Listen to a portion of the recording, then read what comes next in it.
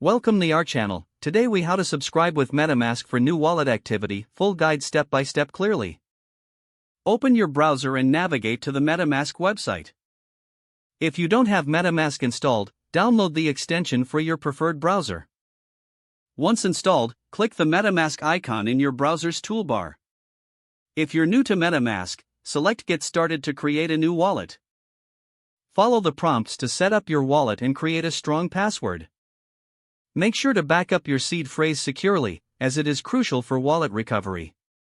After setting up your wallet, log into your MetaMask account using your password. Once logged in, ensure you are on the correct network, such as Ethereum mainnet, by checking the top of the MetaMask window. In the Settings menu, look for the Notifications or Activity section. Enable notifications that pertain to new wallet transactions or activities. You may need to connect MetaMask to various dApp platforms for activity subscriptions. Visit a dApp that supports MetaMask integration and connect your wallet. Check your wallet and ensure that the dApp is linked properly for notifications. You can return to the dApp to verify if the subscription has been successfully established. Regularly refresh your MetaMask and connected dApps to stay updated on new activities. That's it.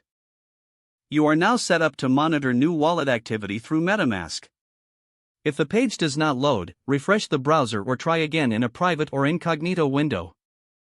Make sure you are using the correct email address, then retype it carefully to avoid small typos.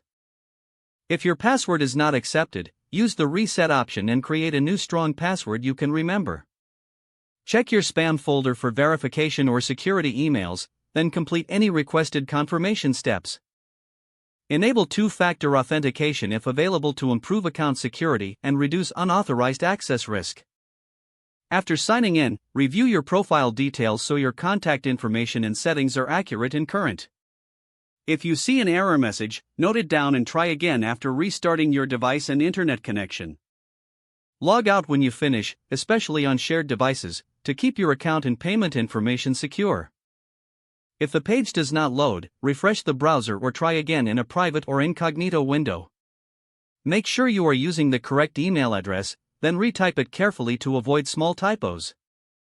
If your password is not accepted, use the reset option and create a new strong password you can remember.